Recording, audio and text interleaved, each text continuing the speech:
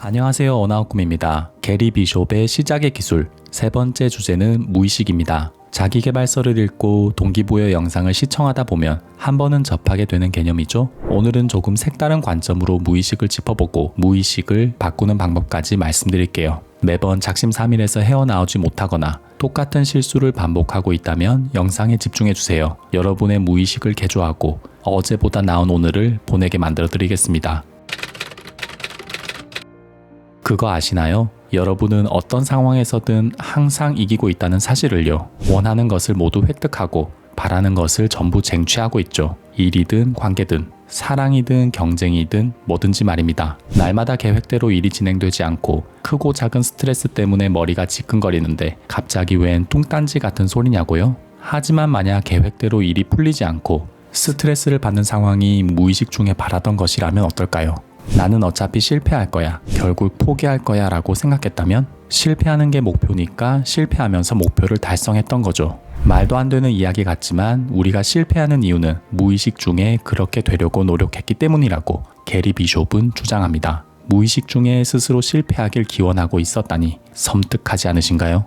생물학자 브루스 립튼 박사의 연구에 따르면 일상 행동의 95%를 지배하는 것은 무의식이라고 합니다. 운전할 때, 길을 걸을 때, 상대의 부름에 응답할 때, 대화할 때마저 우리는 몸과 마음속 깊이 각인된 패턴대로 행동합니다. 무의식이 언제나 그랬던 것처럼 똑같이 행동하게 만듭니다. 1년에 3천만 원을 버는 이유는 3천만 원을 버는데 최적화된 생각과 행동을 하기 때문입니다. 1년에 6천만 원을 벌려면 2배로 일하는 게 아니라 6천만 원을 벌 수 있는 생각을 하고 행동해야 합니다. 보이지 않는 경계를 허물어뜨리고 미지의 영역으로 발을 내딛어야 합니다. 지금과 똑같이 생각하고 행동하는데 지금보다 나아질 수 있을까요? 게리 비숍은 스스로가 편한 영역에서는 항상 이길 수밖에 없다고 말합니다. 지금 상황을 유지하는 게 지상 최대의 목적이니까요. 우리가 발전하지 못하는 이유는 지금의 모습을 지키고 싶은 무의식 때문입니다.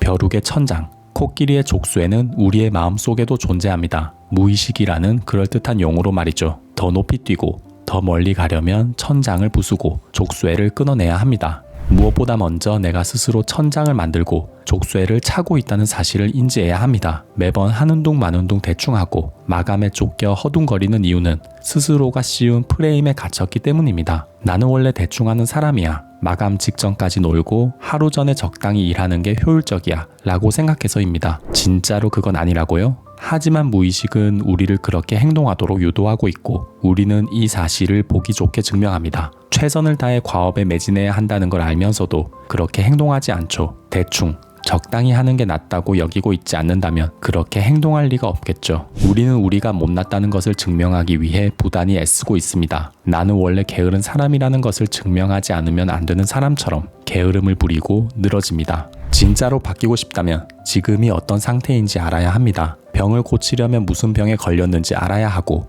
제대로 공부하려면 뭘 모르는지 알아야 합니다. 인정하세요. 여러분의 바람대로 뭔가가 이루어지지 않았다면 여러분 마음 깊숙한 곳에서 그건 어차피 이루어지지 않을 거야 라고 짐작했기 때문입니다. 관점을 제한하고 시야를 좁아지게 만드는 무의식. 나쁜 무의식을 좋은 방향으로 바꾸려면 어떻게 해야 할까요? 브루스 립튼 박사의 이야기에 힌트가 숨어 있습니다. 조금 전에 인간 행동의 95%가 무의식의 발로라고 말씀드렸죠? 그렇습니다. 100%에서 95%를 제외한 나머지 5%, 이 5%에 정성을 쏟고 진심을 담아야 합니다. 여러분은 걷는 자세를 떠올릴 수 있나요? 다른 사람의 이야기를 들을 때의 표정은요? 일할 때 뒷목을 얼마나 굽히는지, 음식을 어떻게 씹는지 설명할 수 있으신가요? 아닐 겁니다. 모두 무의식적으로 하는 행동이니까요. 그럼 무의식적인 행동을 바꾸려면 어떻게 해야 할까요? 맞습니다. 바꾸고 싶은 행동을 특정하고 계속 의식하면서 실천해야 합니다. 걸음걸이를 고치고 싶다면 걸을 때마다 자세에 신경 써야 합니다. 뒤꿈치가 먼저 바닥에 닿는지, 걸음 속도는 어떤지, 보폭은 얼마나 넓은지, 허리는 쭉 펴고 있는지 의식하며 걷고 따지면서 걸어야 걸음걸이를 바꿀 수 있습니다. 중요한 사실을 말씀드릴게요. 여러분이 무의식적으로 실행하는 모든 행동은 의식하고 연습하고 반복한 결과물이라는 것입니다. 의식적인 행동이 무의식적인 행동으로 바뀌었다는 사실을 잊어버렸을 뿐 우리의 모든 행동은 의식의 결과입니다. 의식해야 바꿀 수 있습니다. 마음만 먹으면 지금이라도 걸음걸이를 바꿀 수 있습니다. 허리를 쭉 펴고 양발을 가지런히 교차시키고 두 손을 가볍게 움직이며 여유롭게 걸을 수 있습니다. 하지만 그렇게 하지 못하죠. 의식하지 않으니까요. 의식하기는 모든 영역에 적용할 수 있습니다. 그저 몸 가는 대로 관성에 따라 행동하는 모든 일에 제동을 걸고 방향을 틀 수 있습니다. 행동뿐만이 아닙니다. 마음가짐, 가치관도 의식적인 노력으로 바꿀 수 있습니다. 매일 아침 자기 확언을 되뇌고 목표를 글로 쓰고 책을 읽고 강연을 듣는 것도 같은 맥락이에요. 의식적으로 좋은 말을 듣고 좋은 생각을 하면서 무의식을 긍정적으로 바꾸려는 것입니다.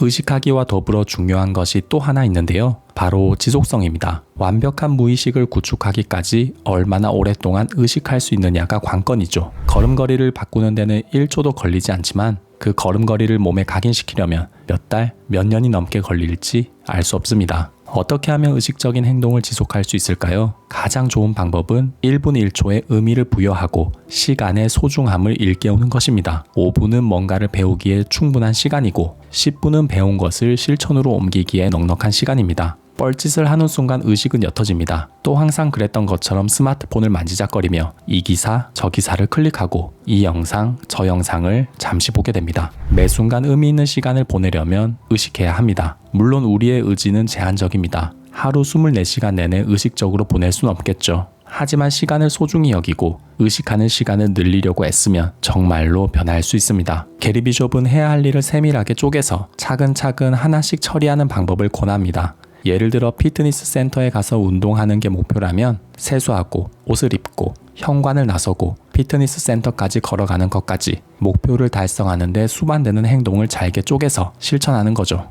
해야 할 일을 작은 단위로 나누면 실천하는 데 부담이 줄고 하나씩 완수해가는 재미를 느낄 수 있습니다. 시간을 소중하게 여기며 잘게 쪼갠 과업을 수행해 보세요. 그 순간이 누적되면 의식이 점점 변하게 됩니다. 그리고 어느 순간 의식하지 않고도 행동하는 시점이 다가올 것입니다. 우리가 생각을 조금만 바꾼다면 정복할 수 없는 마음의 본성을 이용해 온갖 긍정적인 목표와 꿈들을 추구하게 만들 수도 있습니다. 우리는 이기게 되어 있습니다. 우리는 그저 옳은 방향을 가리키기만 하면 됩니다. 그러며 의식적으로 선택한 일에서도 이길 수 있습니다. 나는 이기게 되어 있다고 게리 비숍은 강조합니다. 진짜로 이기고 싶으신가요? 여러분 앞에 놓인 벽을 깨부수고 익숙한 무의식의 영역에서 탈피하십시오. 어제와 똑같은 오늘을 보내면 달라질 수 없습니다. 모든 습관과 행동이 의식의 결과라는 것을 기억하세요. 여러분은 할 수 있습니다. 의식하세요. 집중하고 몰두하세요. 그리고 어제와 다르게 행동하시기 바랍니다. 여러분이 더할 나위 없는 하루를 보내고 진정한 승리를 만끽하길 기원하며 영상을 마치겠습니다. 감사합니다. 언아웃 꿈이었습니다.